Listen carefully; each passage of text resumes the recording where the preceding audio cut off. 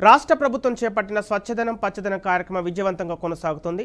గత 3 రోజులుగా కొనసాగుతున్న ఈ కార్యక్రమంలో ఇప్పటివరకు లక్షల సంఖ్యలో మొక్కలు నాటారు.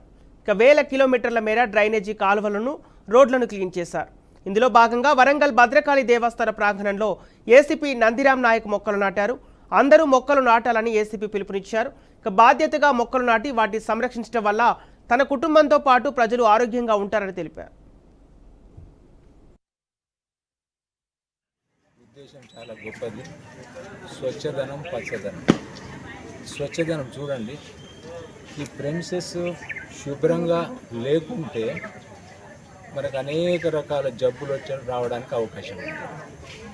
రకరకాల డిసీజెస్కు మూల కారణము పరిశుభ్రత లేకపోవడం.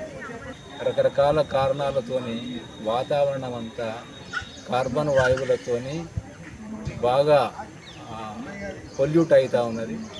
సో ఈ చెట్టు నాటడం వల్ల అటువంటి విషవాయువులను మరి చెట్టు గ్రహించి మనకు స్వచ్ఛమైనటువంటి ఆక్సిజన్ను ఇవ్వడం జరుగుతూ ఉంది.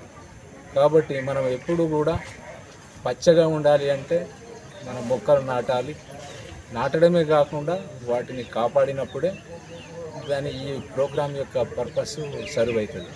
సో ప్రతి ఒక్కరు కూడా సామాజిక బాధ్యతగా పరిసరాలను శుభ్రంగా ఉంచుకోవడం, మొక్కలు నాటడము, వాటిని కాపాడుకోవడం. సో ప్రభుత్వం